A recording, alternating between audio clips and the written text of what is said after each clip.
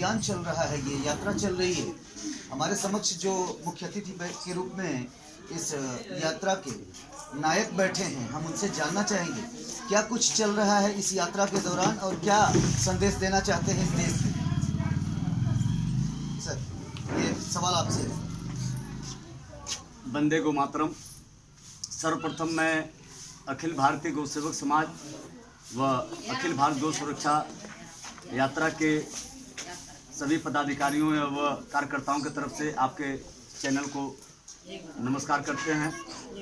मैं डॉक्टर श्रवण कुमार चौहान, अखिल भारतीय गौ सेवक समाज व अखिल भारत गौ सुरक्षा यात्रा सम्मत 2077। आवाज कम करिए। अखिल भारत गौ सुरक्षा यात्रा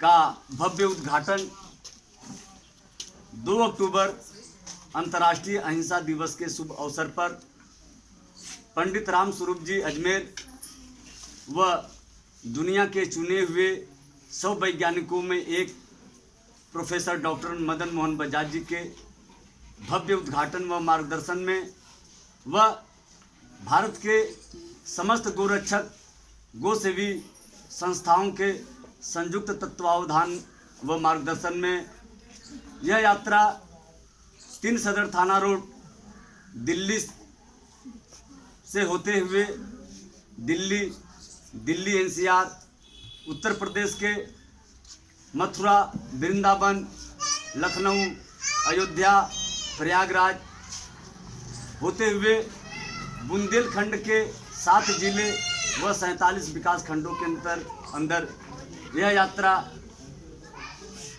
गई। इस यात्रा का मुख्य उद्देश्य रहा है कि किसानों को कैसे 10 किलो गोबर व 7 लीटर गोमूत्र व 1 किलो गुड़ और 1 किलो कोई भी दलहन का बेसन व 1 मुट्ठी पेड़ की मिट्टी के द्वारा 72 घंटे के अंदर में कैसे जीवामित्र बनाकर 1 एकड़ की खेती की जा सकती है। इसके लिए जगह जगह गांव के अंदर में हम लोग प्रशिक्षण भी कराए और हजारों लाखों किसानों को संकल्पित कराया गया और किसान संकल्प भी लिए। यही क्रम हरियाणा, राजस्थान, छत्तीसगढ़, मध्य प्रदेश, उड़ीसा, झारखंड होते हुए पश्चिम बंगाल में यह यात्रा की। सर, ये क्या उत्तर भारत के लिए ही है या पूरे देश में भ्रमण चलेगा?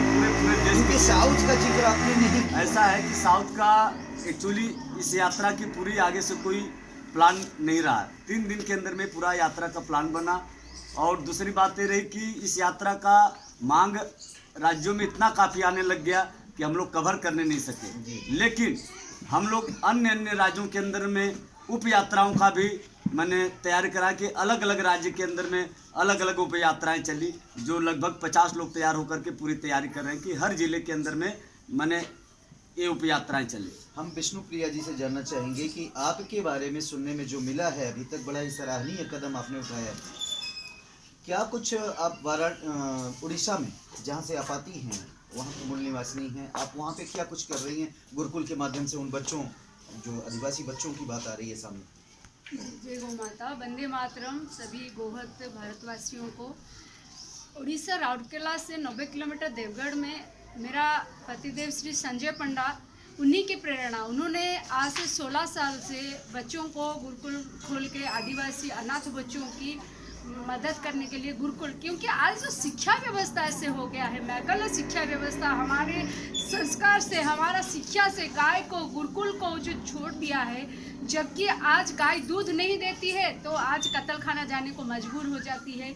इसी से एक बच्चा जैसे आज जितना पढ़ा उतना बड़ा हो गया है, शिक्षित होकर भिक्षा मांगते हैं और आज जो ज़मीन से छूट गए हैं उसी को लेकर हम लोग एक गुरुकुल खोले हैं और गुरुकुल में बच्चे का भी पढ़ाई हो रहा है। कराटे, कुंफू, लाठी और बहुत सारे विद्या, योगा, प्राणायाम सब सिखा दिया जाता है। पंचगव्य आधारित खेती, पंचगव्य से दवाई बनाना और 53 एकड़ ज़मीन में हम लोग प्राकृतिक खेती भी करें। उन्हीं की प्रेरणा आज मुझे यहाँ पहुँचाई है।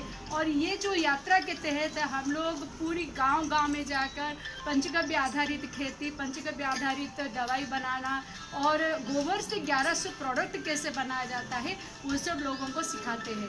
क्योंकि अगर गोबर और गोमूत्र का कीमत लोगों को समझ में आ जाएगा तभी सब कोई गाय पालेंगे। और अभी ये समय आया है, बस नारा से नहीं, गाय दान से नहीं, विज्ञान से बच सकती है। इसको सिद्ध करके दिखाना। एक अंतिम प्रश्न आप दोनों से रहेगा क्योंकि समय का भी अभाव है और मैं ये जानना चाहूँगा कि जो स्लाटर हाउसेज बंद हुए उत्तर प्रदेश में, खास करके सरकार ने ये मुहिम चलाई, उससे वंचित जो गौ माता, मवेशी, छोटा पशु की बातें सामने आ रही, ये बड़ा ही अपने आप में शर्मसार और विचारणीय है। इस पर क्या कुछ करना चाहेंगे आप लोग? इसके लिए हम लोग इसका एक मॉडल बनाना चाह रहे हैं उत्तर प्रदेश के बुंदेलखंड राज्य में। उसमें लगभग 5.5 लाख छुट्टा गोवंश जो इधर उधर घूम रही है। तो ये यात्रा मेन हम लोग वहाँ पर इसको इसलिए कवर किए कि सबसे ज़्यादा समस्या वहाँ पर है कि 5.5 लाख गोवंश का कोई माने उपयोग नहीं है। गवर्नमेंट भी इस बात को लेकर के परेशान है कि आश्रय स्थल खोल करके कितना गायों को उसमें पालन कर सके। तो इसीलिए हम लोग एक किसान एक गाय अभियान, मतलब कि जो भी किसान खेती कर रहा है तो उसके घर में कम से कम एक गाय होनी चाहिए। और एक गाय, अगर गाय दूध नहीं भी दे रही है तो उसके गोबर गोमूत्र के द्वारा खेती करें। और साथ में जो बहन विष्णु प्रिया जी ने बताई कि लगभग हम लोग पंचगव्य के द्वारा 1100 प्रोडक्ट बनाने में हम लोग सफल हो गए हैं। जैसे मूर्तियाँ बनाना, जो आपके सामने जो धूप जल रहा है, धूप बनाना, हवन के लिए कंडे बनाना और मैंने तरह तरह के सारे सामग्री उसको बना रहे हैं। तो इसलिए हम लोगों को ट्रेनिंग दे रहे हैं, प्रशिक्षण दे रहे हैं, लोगों को संकल्पित करा रहे हैं। और इसमें माननीय अपने उत्तर प्रदेश के मुख्यमंत्री अपने योगी जी ने काफ़ी इसमें हम लोग का माने सहयोग भी कर रहे हैं। और इसी तरह से पूरे देश भर के अंदर में, क्योंकि समस्याएं तो सभी देशों के अंदर में है। और स्लॉटर हाउस में जाने का मुख्य कारण यही है कि किसान तो सिर्फ दूध तक ही सीमित है, वो नहीं समझ रहा है कि दूध तो हमें कितना 60 रुपया या 100 रुपया में हम बिक्री कर देंगे, जबकि गोमूत्र के द्वारा अगर हम दवाएं बनाते हैं तो हज़ारों रुपये लीटर तक जाता है। पेस्टिसाइड बनाते हैं तो 500-500 रुपये तक हम बिक्री कर सकते हैं।